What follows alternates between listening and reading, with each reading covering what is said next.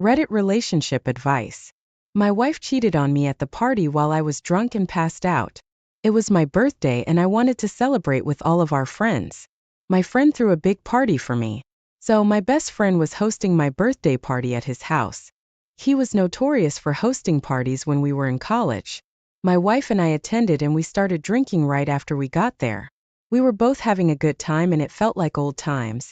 I had a few too many drinks and my wife, who usually never has more than one or two, I kept pouring them down her throat.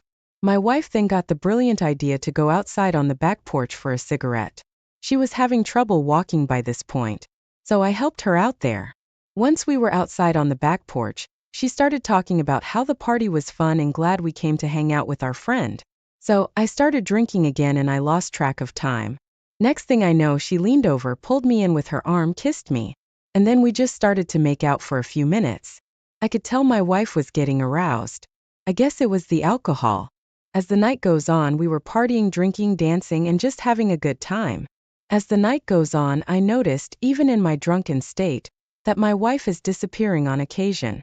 I thought she was just using the restroom, but near the end of the night, I see her talk to a guy on and off and they disappear into a bedroom together. They didn't stay long, maybe a minute or two, they came right out. So I didn't think anything of it. The night goes on with us still drinking and dancing. I am starting to get a little lightheaded and not being able to stand up. So I find myself a spot on the couch and sit. My wife is up talking to my buddy. He is the one hosting the birthday party. They talk for a few minutes and then my wife comes over and sits next to me and asks me if I was okay. I told her yes, I am just a little drunk, and she giggles. Then she leans over and kisses me and says I have to go to the bathroom. When she goes to the bathroom, I notice she doesn't come back for an hour. When she gets back, I ask her, is everything okay? She says, yes, I was feeling a little queasy. I said, oh, okay. I am glad you are not sick. Then I asked my buddy to get me another drink. I am absolutely toasted, but I continue to drink until I start nodding off like I am falling asleep. My buddy sees this and says, hey, let's go. He then comes over and helps me up and takes me upstairs to one of his bedrooms, puts me in the bed, and I go right to sleep.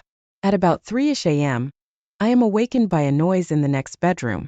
It's a little bit down the hallway, but it was enough to wake me out of a dead sleep. As I stumbled out of bed and slowly make my way down the hallway.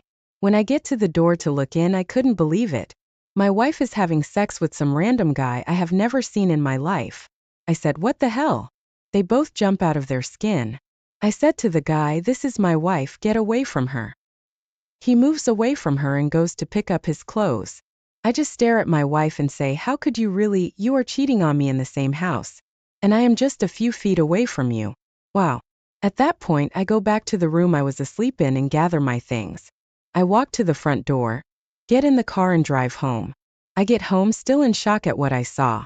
About 20 minutes later, my wife comes in with tears rolling down her face, makeup all messed up. She starts bawling, apologizing profusely. I shook my head at her and said, I was in the next room. How could you cheat on me with me being so close? What she said next shocked the hell out of me. The only thing she said was, it just happened. I said, that's all you have to say. Just happened.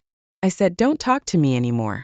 Tonight, the next morning, I call up my friend and ask him, did he know the guy who slept with my wife at the party? He said, what are you talking about?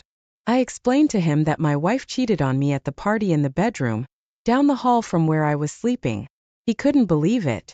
He said he didn't notice anything because he was downstairs most of the night, and he didn't notice my wife go upstairs with anyone. And he said he didn't know the guy. He may have been a friend of someone who he invited. I got off the phone with my friend. At this point, I am unsure of what to do next. Witnessing that made me rethink this whole marriage and how she could be so bold to cheat on me like that. It's still mid-morning. So, I go take a walk to gather my thoughts on what transpired the night before. I get back to the house after walking for about 45 minutes. I walk in and my wife comes up to me and says she is sorry for what she did. I said, I don't believe you. She said, I promise you it was a mistake and not intentional. I tell her that she needs to leave the house now because we are done. There was no excuse for you cheating on me like that. And to do it right under my nose, I said, you really need to leave. This is where things got ugly. She started screaming at me and then throw something at my head. She kicks me in the shin while yelling more obscenities until I pushed her out of the way. and told her to get out or else someone might call the cops on us for domestic violence. And so, there I am with an angry wife who can't keep herself from hitting me when provoked and no home life whatsoever. She is still yelling at me as she walks away to our bedroom. She starts packing things and telling me she didn't care that she cheated.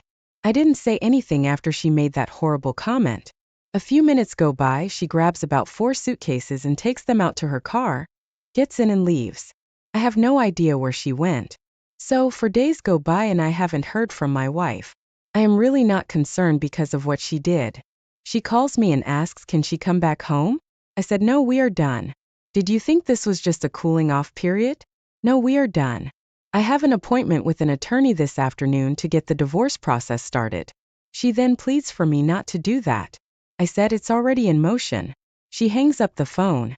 At that point I am thinking I won't hear much more from her today. But to my surprise, 30 minutes later she walks in the house. She still has a key. I didn't get the locks changed yet and asked me why am I discarding her so quickly. I said, you cheated on me and the way you did it, you betrayed me. We were married for 11 years and all of a sudden alcohol makes you cheat like that. I told her all of this is on you. I couldn't imagine my wife of 11 years would cheat on me in a room down the hall. She interrupts me and says, but we were drunk. I said, it doesn't matter. Now we are done. There is nothing you can say or do to make me change my mind. She starts crying again and walks out the door. Another 3 days go by and I have to pick up some items from the store. I get to the store, lo and behold, I run into the soon-to-be ex-wife and tell her I need the address to where she is staying for some legal documents. She refuses to give me an address and walks off. I said to myself, okay. As she is walking out the door and into the parking lot, I notice she gets in a car, the passenger side, and some guy is driving. I couldn't make out who he was. I have the address to her parents' house, so I will give the attorney that address, but I do have the address to where she works. I will have the divorce papers served there. At this point, my goal is to get the divorce done as soon as possible. Her attitude has changed in less than a week and seems worse than before. So I leave the grocery store, get back home, and I immediately call the attorney and ask him how long will the divorce process take? He says it could take up to 90 days or longer in some cases. I was shocked. I couldn't believe it. He says that there would have to be a hearing and all of this other paperwork needs to be filed in order for the divorce process to start. So then we hang up the phone and he tells me not to worry about anything else until after the 90 days is over. That's just crazy talk. It should take no more than 30 days at most, but this time frame could take up to 6 months or longer. One thing has been on my mind. Who is she cheating with now? She cheated on me before when I caught her at the party. And now this, who is she doing it again with? This has been a nightmare relationship for me in the last week. Is there any Reddit advice you can give to help get over this until my divorce is final? This concludes this Reddit relation. Hold of stability. My company, a tech distribution firm, isn't the talk of Wall Street, but it holds its own just as I do in my life. There's always been one person by my side, one foundation that remained unshaken. Tanya, my wife, we met in college. She was full of energy and I was very organized. That's how our love story began. We balanced each other out and I saw a future in her eyes. We married young and our relationship was a testament to our shared commitment. Tanya, a striking woman, even as age began to gently touch her, was the pillar of my personal universe. Her laugh was like music. We were very close friends for 20 years. It's hard to forget that bond. But as of late, I found myself grappling with doubts. Tanya, who used to find comfort in our cozy home, now seemed to be frequently drawn towards business trips. These trips came with her job, a marketing manager position at a multinational firm. They were part of our routine, but their frequency began to rise. I noticed the changes slowly. She used to call often and talk about everyday things and laugh, but now her calls were few and far between and brief. She started to spend more time in front of the mirror, choosing outfits, doing her hair, her usual jeans and t-shirt replaced by sharp suits, her ponytail often let loose. She joined a fitness club, her evenings often spent sweating out the frustration she wouldn't voice. I saw it all, but my mind refused to acknowledge the signs. The fabric of trust we had woven over years appeared too strong to be torn by suspicion. I thought it was work pressure. I told myself it was a phase. Maybe she was dealing with the midlife crisis of her own, seeking the adventure. She thought our settled life lacked to ease her stress.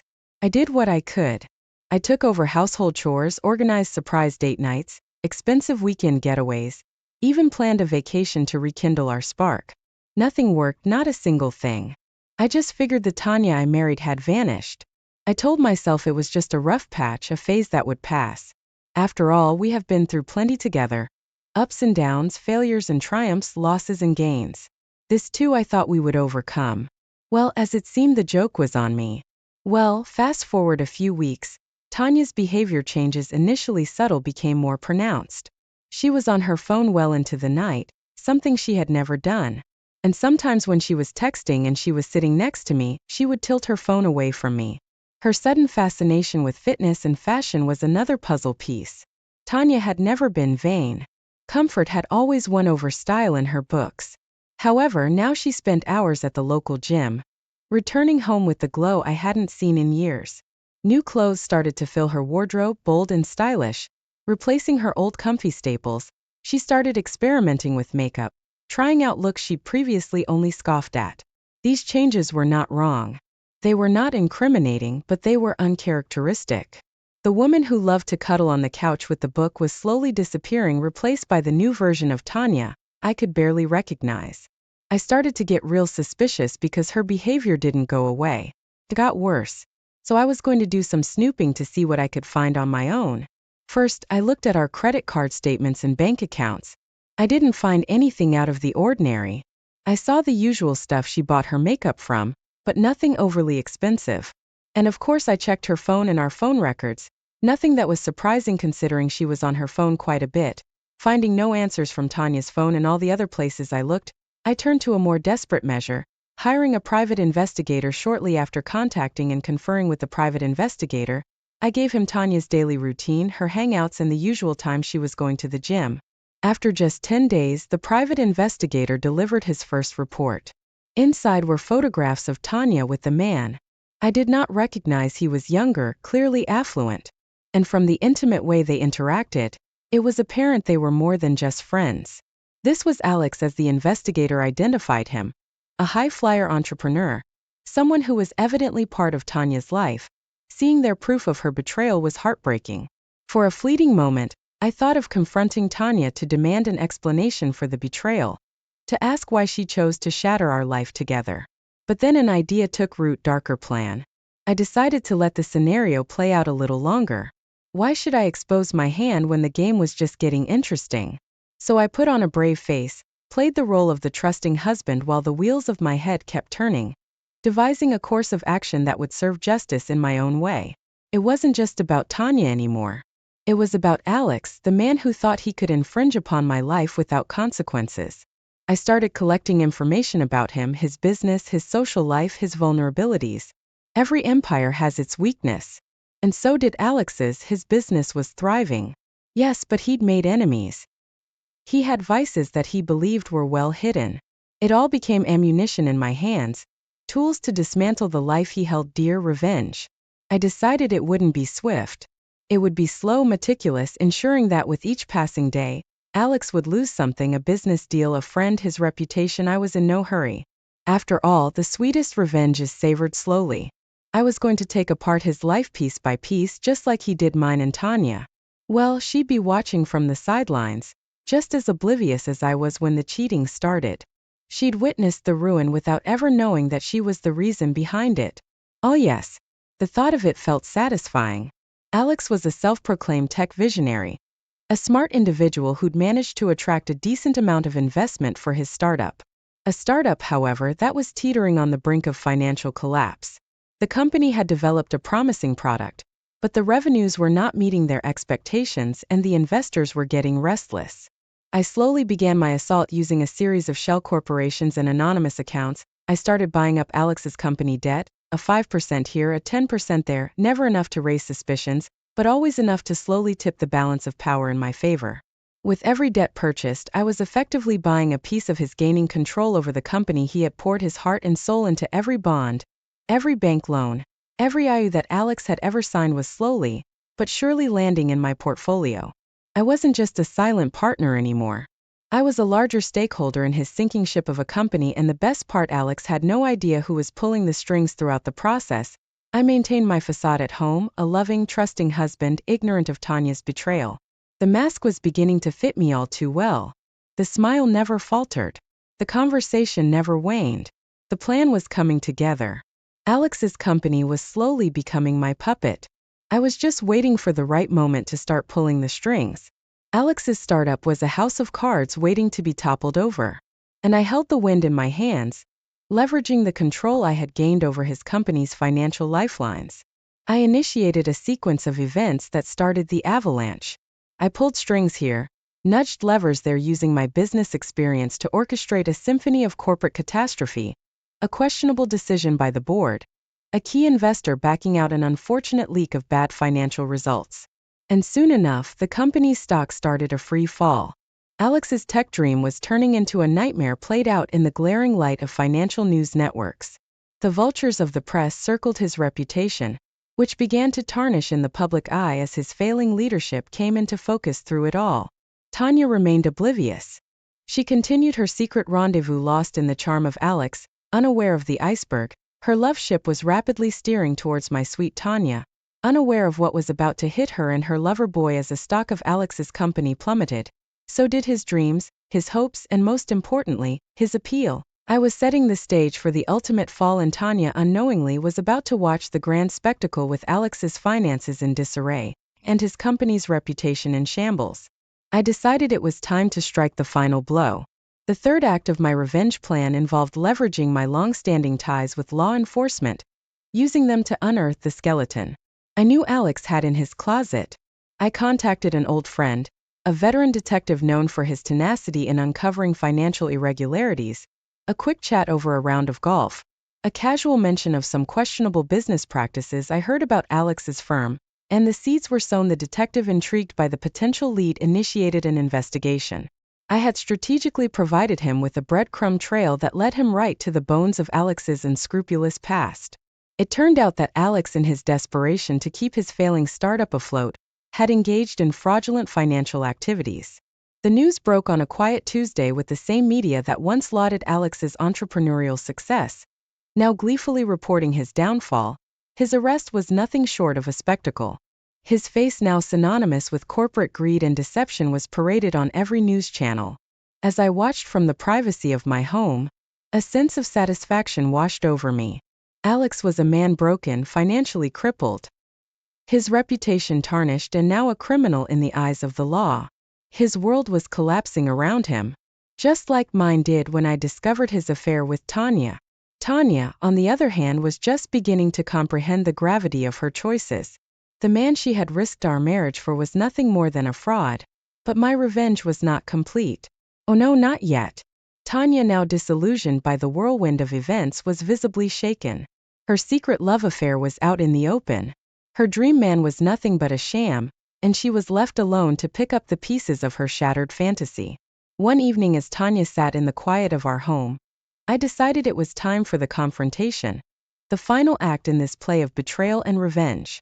I recounted the entire narrative, the initial suspicion, my discovery of her affair, and my revenge on Alex. As I revealed my role in Alex's downfall, Tanya's face went through a spectrum of emotions: disbelief, shock, horror, and finally a deep-seated guilt. She tried to justify her actions, tried to apologize, but I was unmoved. Her words echoed around the room, empty and meaningless, fueled by the revelations and their aftermath. I initiated the divorce proceedings. The man Tanya had left me for was now penniless, his reputation in shambles, and Tanya, she had nothing left to bargain with. I ensured that my lawyer was one of the best in the business.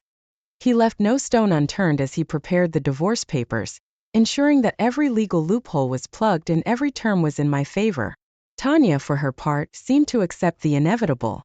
She didn't contest the divorce, didn't even try to negotiate the terms. The process of splitting our shared assets began. The house, the cars, the vacation homes, the stocks, everything we had acquired over the years was now just a matter of paperwork. And then came the day of the final hearing. The judge went through the motions, asked us if we were sure, and the judge granted the divorce. She didn't get any alimony, but she got one of the homes, a few stocks, and one of the cars. The news of our divorce spread fast. Friends, family, colleagues all came forward with their advice and their support. In Alice's case, the detective said he bonded out of jail, but that's all he could tell me. About 8 months after the divorce, Tanya sold the vacation home she was awarded in the divorce. I never saw or heard from her again. Even her friends and family didn't even know where she went. I told Tony in an email that I may or may not come back with an This is a post that I never thought I'd write, and I'm sure many people say the same. But I also never thought I'd make such a foolish mistake. I'm really scared of how people will react to what I'm about to say. I've been married since February 2016 to an amazing man. He's helped me cope with the pain from a soul assault and emotional abuse. My husband and I, both in our late 20s, deal with depression. Our marriage isn't perfect and we've faced some tough times, especially because of our mental health struggles. I've taken him for granted, and I realize now that I needed to work on our marriage and myself long before what happened in the past month. The person I had an affair with was a school friend, someone I've known since I was 11 years old. He was a year ahead of me in school and we were part of the same group of friends. We never dated, and after I changed schools after high school, we lost touch. About a year or so later, he reappeared in my life, which seemed to be a recurring pattern. We chatted and sometimes went for drives, but then he went off to university and disappeared again. We remained friends on social media throughout all this time. Then, during my 3rd year of university, I was diagnosed with anxiety and prescribed medication. I ended up reaching out to him because I always felt like I was to blame for his occasional disappearances. During my 3rd year, he became the person I would call in the early hours of the morning when I was struggling. We got close and he offered to come and visit me, which I eagerly accepted because I was single, and he claimed to be as well. He came to stay with me and we ended up sharing the same bed. He saw me undressed and also engaged in acts of soul nature, except I was incredibly uncomfortable, and apart from kissing I kept saying no. But I was young and very stupid back then, and he got me with a very emotional story of his ex-girlfriend going through pregnancy removal. We never had sex as I stood my ground, and then the next day he left telling me he was going away on a work trip for 7 weeks and wouldn't be able to contact me, and naive me bought it. He took around 3 months to get back in contact and I lost it. Flipped out via text and told him to never contact me again. I was a 22-year-old university student at the time, and looking back, I can admit that I was incredibly naive. I had very little self-respect, and I didn't have many expectations for myself or others. Since then, I've grown and matured a lot, but back then, naive is the best way to describe me. Perhaps I was unconsciously willing to overlook certain things, but I genuinely had no idea that this guy had a girlfriend at the time. In fact, he explicitly told me that he was single. I should add that this was in 2014. I moved on and met my husband, and everything was going well. I had no contact with the guy from my past and started realizing the negative experiences he had put me through. Then, I decided to tell my husband about this guy and others I had been involved with. My husband, understanding my struggles with depression, asked me to block these guys and ensure they couldn't contact me. Over the years, we've been working on resolving my issues related to relationships and intimacy. I'm even on the waiting list for intensive counseling to focus on these areas. All seemed to be going fine until the end of September, when my grandmother passed away. For some reason, I posted about it on Twitter, and my affair partner reached out to me through private messages, expressing his condolences since he had lost his grandmother the previous year. Instead of being sensible and discussing this with my husband right away, I responded and things quickly spiraled out of control. We exchanged messages in which he told me I was the most amazing person he had ever met, how beautiful I was, and that he had always loved me. I made another significant mistake by apologizing for pushing him away, even though I hadn't, and expressing regret for not being better. I don't remember the exact words, but I've discussed most of it with my husband when he found out. My next big mistake was sending inappropriate photos to AP. He kept assuring me that he was there for me, and that I could talk to him about anything. He seemed so glad that I was back in his life. During this time, things were getting worse with my husband. We were arguing more and I was becoming increasingly protective of my phone. I should mention that, as a way to help me with my mental health, my husband keeps an eye on my daily phone usage. I've had days where I would spend hours on my phone, neglecting my well-being and our marriage. My affair partner and I started meeting up and having physical affair during this period. I knew my husband often checked my phone, so I went out of my way to delete incriminating conversations and photos. About a few months later, my husband came to say goodnight and picked up my phone. He instantly asked, "Who's this?" That's when everything came crashing down and I got caught. I got caught because I was enjoying the attention and was happy to have this person back in my life, so I didn't go to my husband and tell him. I told him that our relationship was just emotional and the text conversation didn't reveal anything physical. So he wasn't aware to what the extent of the physical relationship, and I omitted the detail about having physical affair as I didn't want to hurt him. He told me it would have been much less hurtful if I had come to him at any point, and I truly wish I had. Honestly, I do. Initially, I got defensive and started blaming him, but since then I have fully accepted all responsibility. I've told him as much as I can remember. However, I did leave out some details, such as the inappropriate photos I sent and how many times we were intimate. I did this to protect him from getting hurt.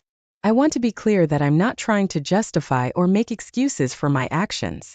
My husband didn't deserve what I did, and I still can't believe I may have jeopardized my marriage.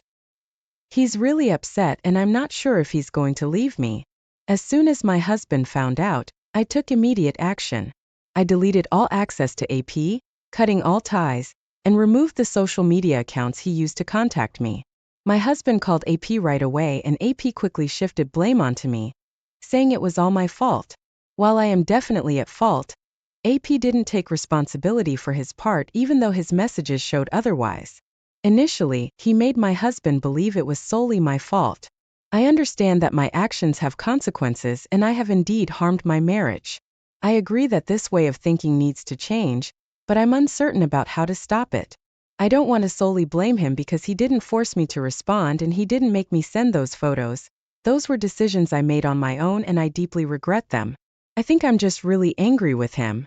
I recently found out that back then when I was 22 and in the university, he lied about being in a relationship, so I believe he took advantage of me. It was a time when I was completely single and in a very vulnerable state, and I thought he was a friend I could trust.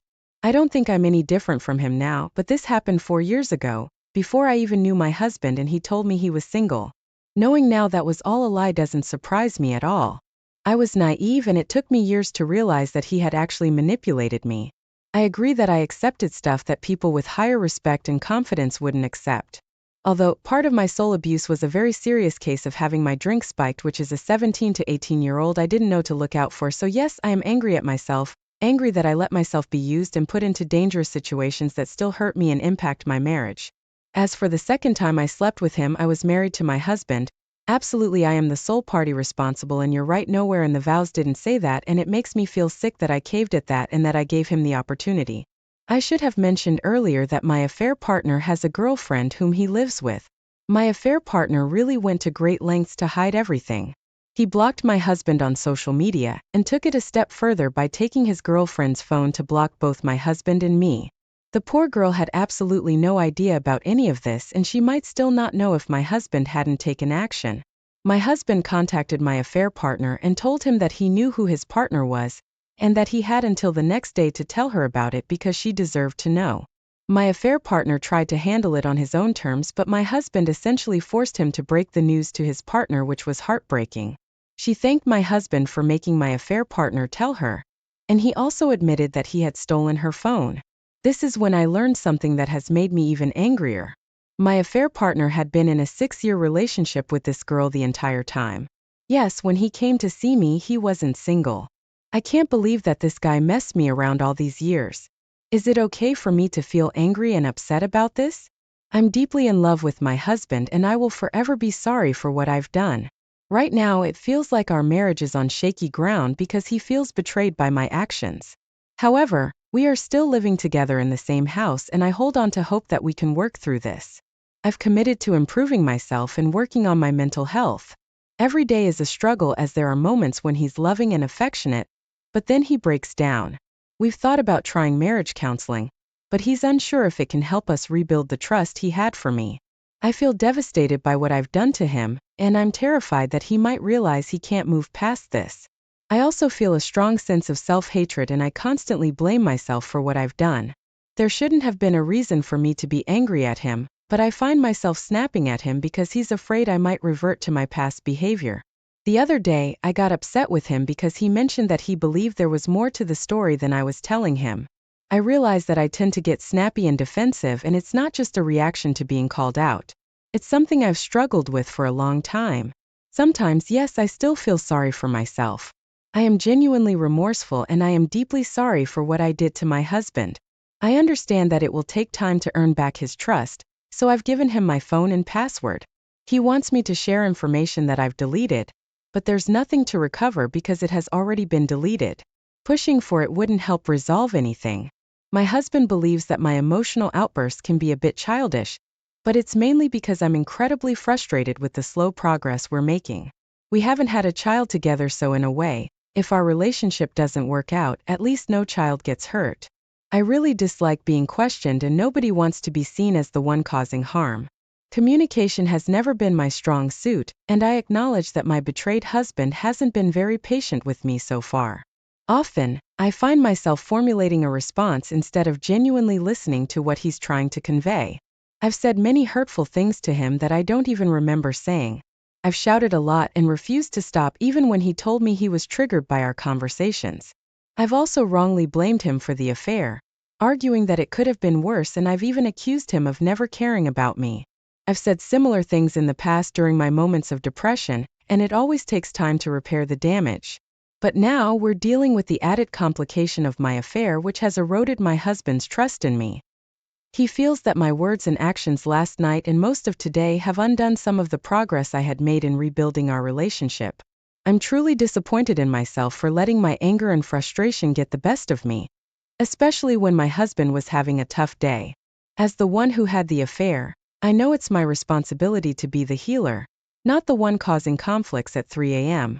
If anyone reading this has any advice on how I can work on myself to become a better person and partner, I would greatly appreciate it. I'm fully aware that my husband doesn't deserve this pain, and he's in a very fragile state right now due to my actions. Did anyone else have a difficult time in the first few weeks after D-Day, which was about 2 weeks ago? Update: one evening there was a knock on our door and a process server handed me divorce papers. This came as a shock because we were considering reconciling. A few hours later, he returned home and I confronted him for not personally giving me the papers. He revealed that he had recovered all the deleted messages from my phone and had seen everything. I tried explaining that I hadn't tried to hide anything. I deleted the messages to protect his mental well-being. He also told me that he didn't need to police me anymore, and that he had spoken to his therapist, who allegedly said I was a burden on him. I doubted whether his therapist had really said that, and I thought he was being a coward by not taking responsibility for his actions. He claimed he could no longer trust me, even though that wasn't what he had been saying a few nights ago. I reminded him that we had agreed to work on our marriage, but he denied it and went ahead to file for divorce. He said he had barely slept more than 3 hours a night for the past 2 weeks since he found out about the affair, and it was affecting his job. I told him that if he had agreed to marriage counseling, he might not be facing these issues now. I understand that the affair was my fault, but I feel like he didn't make an effort to work on our marriage. I'm really devastated right now because I don't know how I can go on without him. He has supported me with my mental health, sometimes at his own expense, and I truly feel abandoned. I'm hoping he might change his mind about the divorce. In the meantime, I'm looking deep within myself to understand the reasons behind my choices, and to work on myself so I won't seek external attention from someone else to validate my self-worth, which ultimately cost me my marriage. It's a challenging and lengthy journey, but it's one I must undertake if I ever. My 23 male parents, 43 male and 45 female, divorced when I was 8. I stayed with my dad full-time and visited my mom 2 weekends a month. My dad stayed single for all my childhood and adolescence. I met Josh, 34 male, 1.5 years ago because he was my boss at the company I started working half-time for while finishing college, same field. Josh and I started getting along so well and hanging out. I even met his wife, Mary, 30, a couple of times. Well, for my 22nd birthday, I decided to throw a party and invite Josh and Mary to come. My dad was there too, of course, and I introduced them to him. They shook hands, shared some info, and that was it. That was their whole interaction during my birthday party. Like 2 weeks later, Josh came to me saying that my dad was amazing and a fun dude, and then let me know that he and his wife had some beers with him. From that point they became best friends. My dad would constantly go to their house on weekends to have some grill or whatever. They also invited me, but I never went. 3 months ago, Josh told me that my dad was an idiot and a homewrecker who seduced his wife to cheat on him and got her pregnant. I called my dad to know what was going on, and he told me that Mary left Josh to be with my dad because they had an affair and she was pregnant, and also told me that they loved each other. I found out that they'd been having an affair for a year almost immediately after they met for the first time. They planned to get married after the twin babies, boy and girl, are born and Mary's divorce is finalized. Not going to lie, I feel guilty because if I hadn't invited Mary and Josh, they would have never met my dad and this wouldn't have happened. But I can't look at my dad the same way I did. He went after a married woman who had a tween son. I know he's a great dad to me and I love him very much, and I know he'll be a great stepdad and dad to these new children, but I just can't look at him the same way I did. So I still talk to him, but I try to keep my distance as much as possible. He invited me to their baby shower, but I said I couldn't go because I didn't feel comfortable. He asked me why, so I said, "Dad, to be honest, I can't look at you the same way. You went after a married woman with a child. You got her pregnant and now want to act as if nothing has happened." He told me this doesn't affect me in any way, and that his love life shouldn't be my problem, but I had to quit the job since Josh had become insufferable. My mom and friends say that I should support my dad because I don't know what Josh's and Mary's relationship was like, which is true, I don't, but I can't help but feel guilty and sorry for Josh. Not the idiot. He slept with your boss's wife and you quit your job because your boss blamed you. He can't pull the "it's none of your business" card when he aimed his adultery at your career, the audacity. I hate to break it to you, but great dads don't sleep with the spouse of their child's boss. Great dads don't intentionally nuke a young boy's family. Great dads don't try to rug sweep their own atrocious behavior.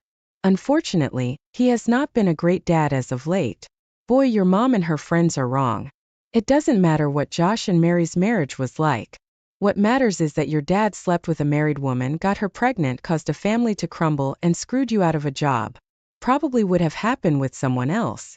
Their marriage was not that solid if she was so quickly able to cheat. No one can steal someone else's spouse. A spouse is a person, not an object. They have free will. They're the ones cheating. This Mary is wholly responsible for her own situation. She could have said no at any time. Of course she chose to cheat. But OP's father played the best friend card with OP's boss to get closer to his wife. It is a far more idiotic move, seducing a married woman when you know her husband. Especially when the husband is your son's boss and he's the one who introduced you.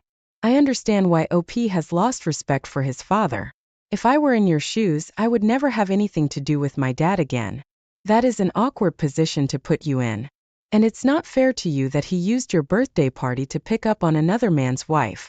I, female 32, have a friend who we'll call Ellie, female 32. I've known Ellie since we were around 7.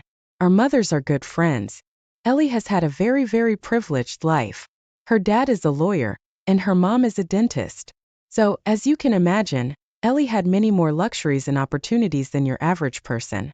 She grew up attending private schools, having private tutors, going on fancy vacations every year, etc.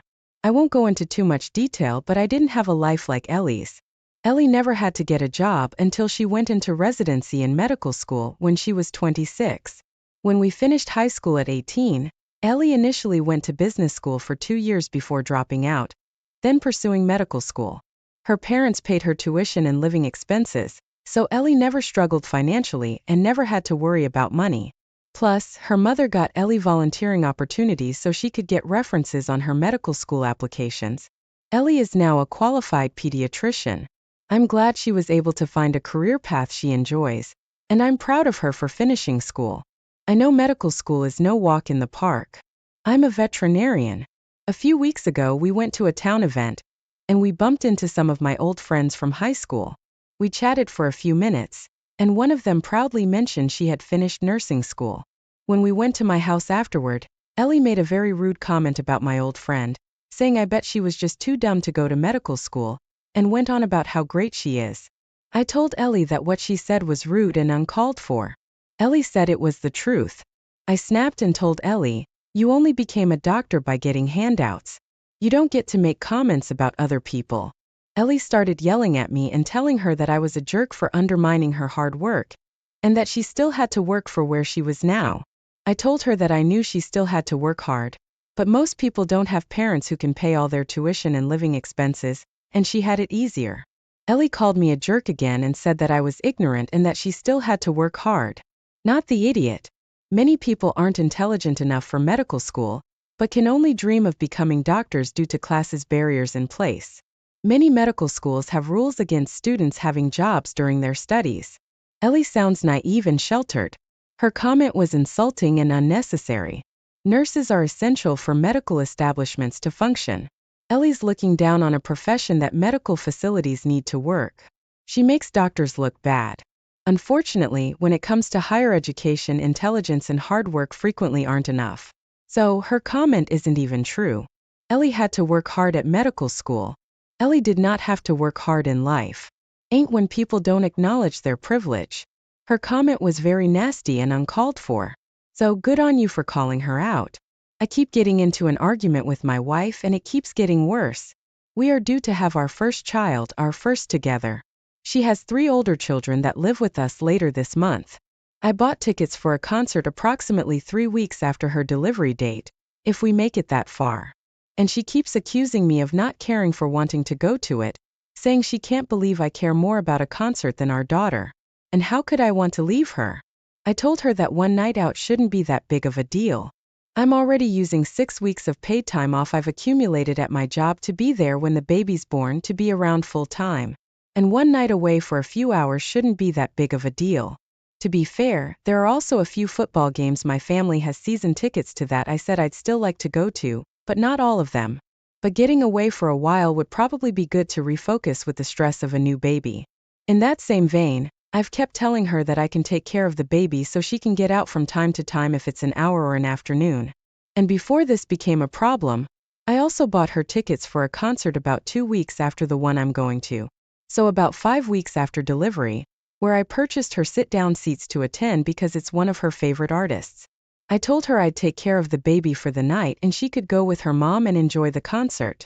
But instead she says she won't be going because she couldn't leave the baby and doesn't understand how I'm just okay leaving the baby for an evening. Am I an idiot and unreasonable for wanting some planned time away to recoup? Oh dear, are you serious? You are the idiot because your plan for each of you to go to concerts right after your baby is due is dangerous, not just ignorant. You do know that your newborn can't be vaccinated, right? So for the first 2 months, your newborn baby is especially vulnerable. You may not know, but recovering from childbirth takes weeks to months. Childbirth is a major medical event. Do you care about your baby or your wife? Buddy, no. You think you'll need a break 3 weeks after she gives birth, but she doesn't get one? Unless you have support lined up for her while you take the night off. Unquestionably, 100% you are the idiot. She'll need you home. You have no idea what life will be like 3 weeks postpartum. My oldest was still in NICU, which was completely unexpected. I would have divorced my ex-husband sooner if he'd gone away during that time. You're making many plans when you have no idea what your life will look like after the baby's here. I feel so bad for your wife. Paternity and maternity leave is not vacation time. To start with, I worked for a salary as soon as it was legal for me to do so in the UK. I reached a point in my life and career where after bills and savings, I can afford stuff like designer jewelry, bags, shoes, etc. That hasn't always been the case. My family's Asian, and since they got married, my parents have fully supported my dad's family and given financial help to my mom's parents when they needed it. It wasn't unusual for my parents to take me shopping every 3 to 4 months to buy new clothes for my cousins while I got hand-me-downs or second-hand clothes from charity shops and car boot sales. Even when I started earning money, I would have to put it into my parents' account and only get back £10 to £20 a week. Meanwhile, my cousins could ask for new phones, styling products, bikes, etc., and it would be bought for them.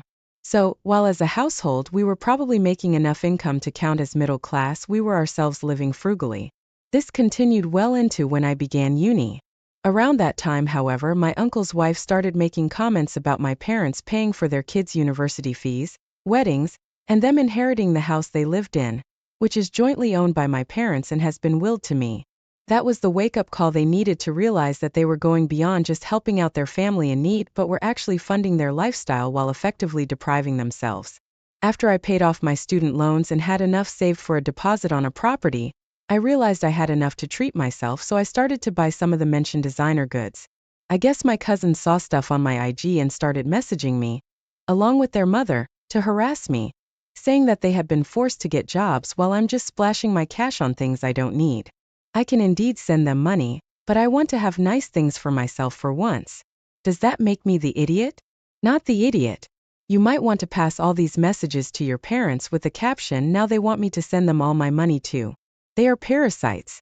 Tell your cousin you also had to get a job to afford the things you bought. If they want designer crap, they can earn it just like you did. Cut off these leeches. They will not stop drinking your blood on their own. Get your tiny violin and play them the saddest song you know. OP, this is survivor's guilt. You are absolutely not responsible for what money they have available to them. You've done well for yourself through hard work and prudent savings. It would be best if you work through any guilt you might have. Enjoy the life you've made for yourself, and you deserve it, not the moochers. Maybe you should treat your parents to some nice things, since they also didn't get the chance to enjoy luxuries. I'm not saying you have to, but it would be nice since they were being taken advantage of for so long. No, don't treat your parents to anything. They deprived you their child so that your cousins could live it up. Honestly, this is insane. Providing the extended family with brand new clothes, while their kids get secondhand stuff and hand-me-downs. Confiscating that kid's earnings to give to extended family? I'm on board with the notion that family helps family, and that relatives step up to provide a safety net in extraordinary circumstances. However, in this case, OP's relatives don't want a safety net, they want a hammock. My 56 female, youngest son, 30, recently married his wife, 29. We live in different states, and usually only see each other for holidays, etc. Our son's elder brother, 33, was recently diagnosed with autism.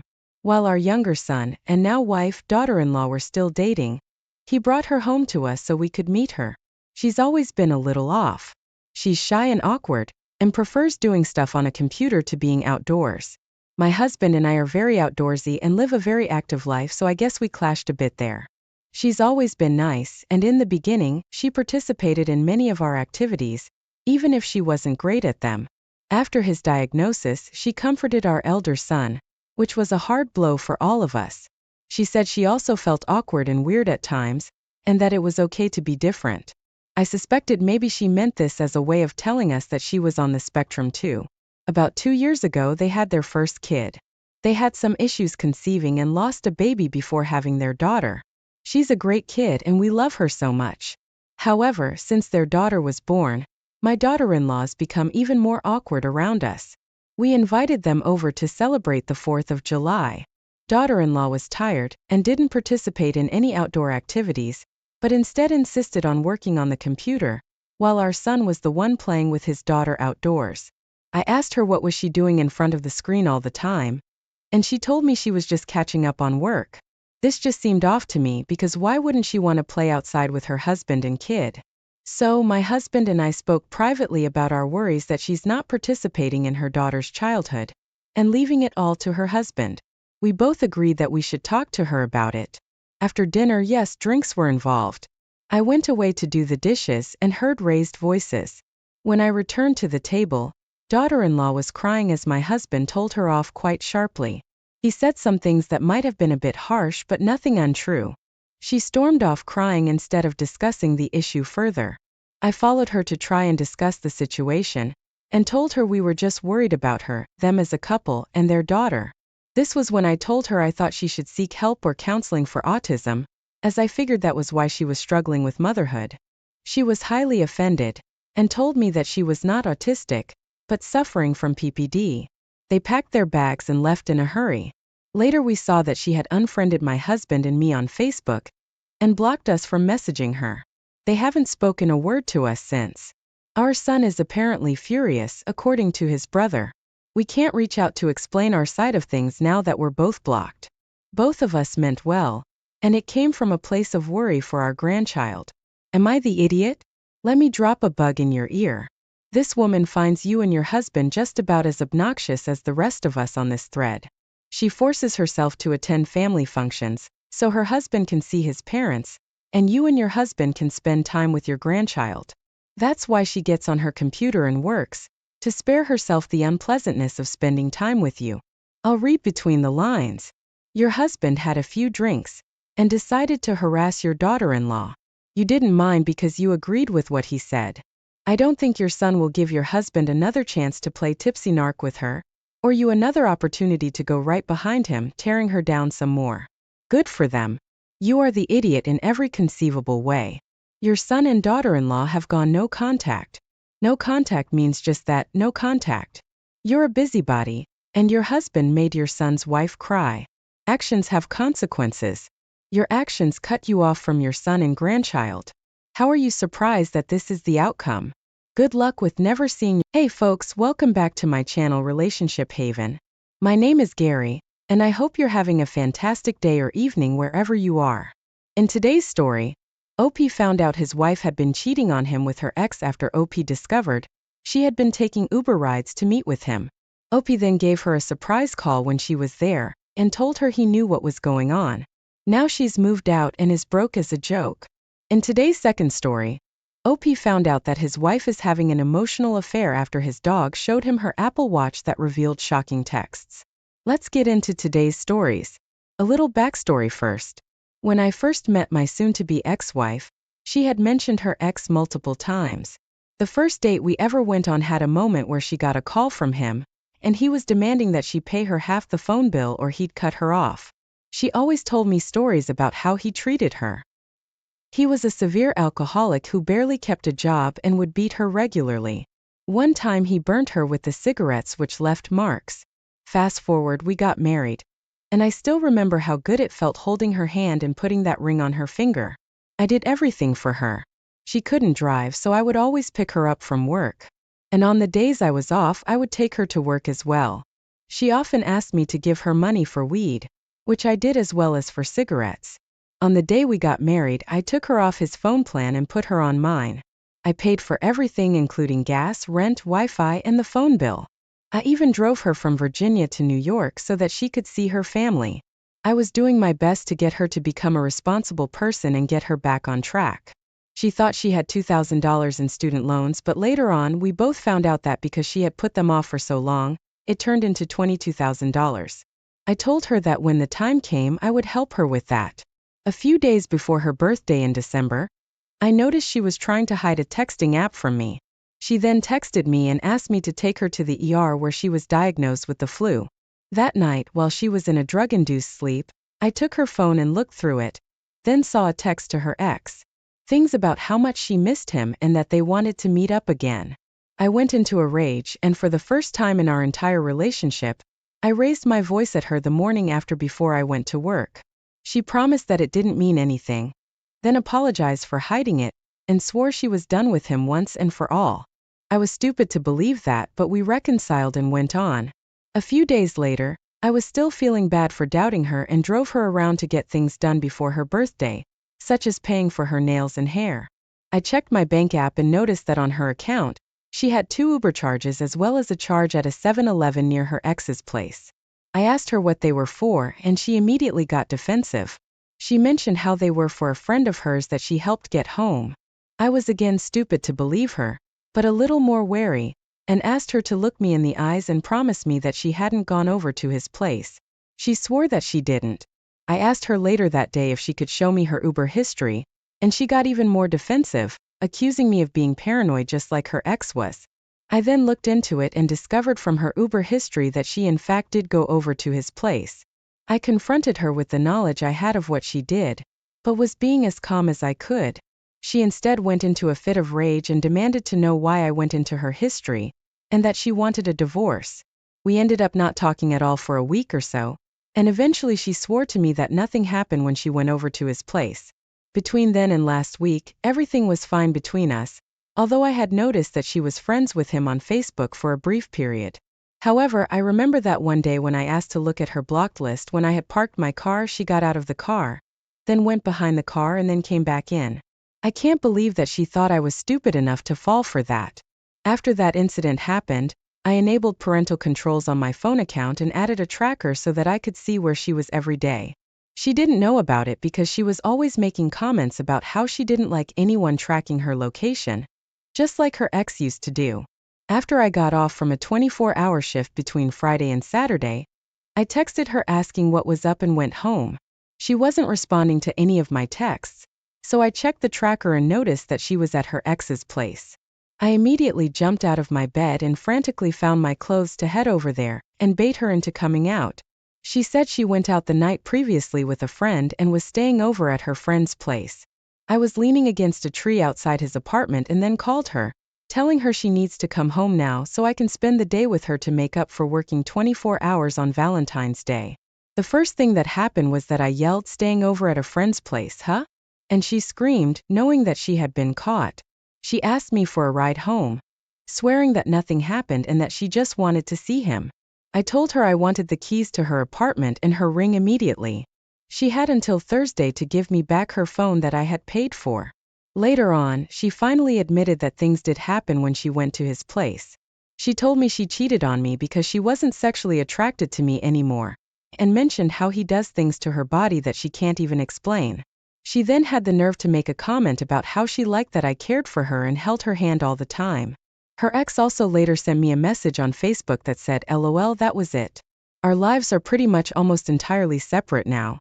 She never lived with me, so she's either staying with the ex or the place she was always at.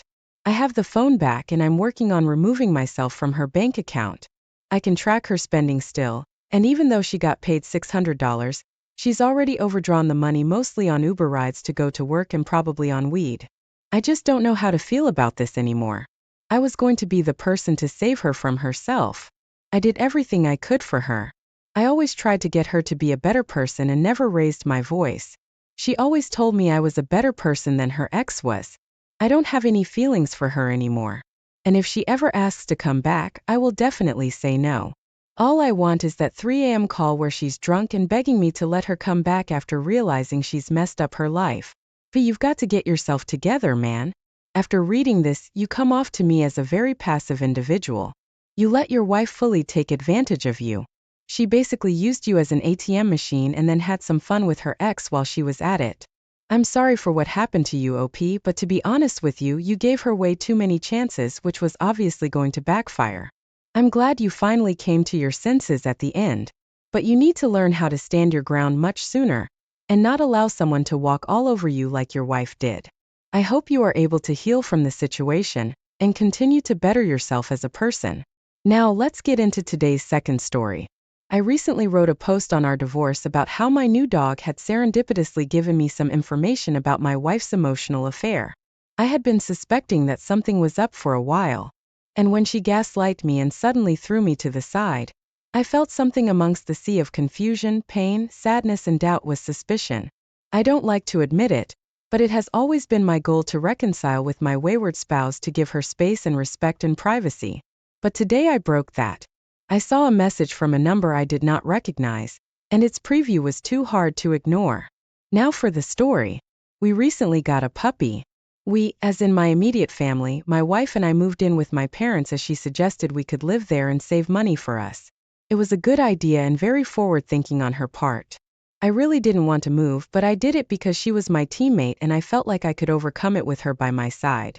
Our family dog passed away shortly after the wayward spouse and I moved in. Fast forward to now and we finally got a puppy. No clue where wayward spouse is, as she is mostly ignoring me. The puppy is honestly really annoying, and her teething makes her so chewy. Yesterday I hit the gym late. I had recently seen my therapist and a lawyer for a consultation that day, and it had me feeling anxious and depressed. When I returned in the late afternoon, I came home to see my wife's Apple Watch on the kitchen counter charging. My first thought was that she must be here, but she was not. So where did it come from? My grandmother came out with the dog and explained that the dog ran into my open bedroom and saw the watch. She carried it back to the living room where she chewed on it till my grandmother found her. The gummy sports strap-on and Apple Watch does look pretty sweet if you're teething. She took the watch and charged it, thinking it was my mother's. They have the same color and model watch. When I got home, the watch was alive. I was surprised as this thing had been missing for months, and I didn't find it till she left me and I moved rooms. I threw it in a corner of the room on a pile of the wayward spouse's mail and clothes. The dumb pup came in and grabbed it as it was so easy to reach. As I walked back to my bedroom, the notifications came in. The first text I saw was from a number I didn't recognize. It said, "Stockpiling for you, baby." Between my wife going no contact after suggesting that she wanted to work on our marriage, my suspicions and what this message said. It was very hard to not look. I opened it up and started reading messages, and conversations were happening in real time. This wasn't her affair partner, but they talked about me. I saw her talk about me in ways that killed me. Her newfound online friends took her side and they all think I'm a controlling loser. The worst part is I suggested and recommended she hang with some new folks in this video game, because I didn't want her to feel trapped with me. She's not super social, so I always tried to get her to foster friendships. When she talks about me to these people, she refers to me as her ex. This entire time, I have been silently standing for my marriage, always referring to her as my wife. I was gutted so much for a serious attempt at working on our marriage. After basically finding out that my wife sees me as her ex and not her reconciliation partner, I tried to sleep but couldn't. Waves of anxiety and pain washed over me in long successive crashes. I started to cry. And that's when the late-night text from him came in. How much worse can it get? So I read them. It showed a guy who obviously had feelings for her, delegating care and calling her pet names like baby or babe. I've seen them talk late into the night. She's been overprotective of her phone lately, and our bedroom has been dead. So this made sense. I have no clue if things have gotten physical with them, but at this point it doesn't matter. They care about her and approach her in a way that it did. It looks just like how we looked when we first started. So much of what I thought I knew was lost. So much time wasted, 6+ years, ups, downs, and as much love as I could muster and nothing to show for it. Those who are currently in it. How did you deal on the first day after a month of being too stupid to see the light? I feel like I have jumped back to square one, day one. What were your first few days like? Did you confront or did you wait? OP, what are you doing? Why are you trying to reconcile here with someone that obviously doesn't care about you? She is actively cheating on you, at least emotionally. And it is time for you to put an end to this once and for all. You deserve someone that loves you and respects you. I would look into hiring a lawyer so that this process can be over with. If I were you, I wouldn't confront her. Gather all evidence, then get ready to make copies of the evidence and submit them to all her family members, because they should know the truth about who she really is. Also, there is nothing wrong at all with snooping, especially if your partner has given you every reason to be doing it in the first place. You shouldn't be apologizing for wanting to make sure your spouse isn't cheating on you. Also, take it as a sign from the universe that out of all ways to find out your wife is cheating, your own dog happened to be the one to show you. You know what you need to do from here, OP. Best of luck to you. Thanks for taking the time to listen to today's stories. Don't forget to like and subscribe if you haven't already done so, and comment below on what your thoughts are on today's stories. If there's a story you would like to share with me about your own situation or someone else's, then please do not hesitate to contact me.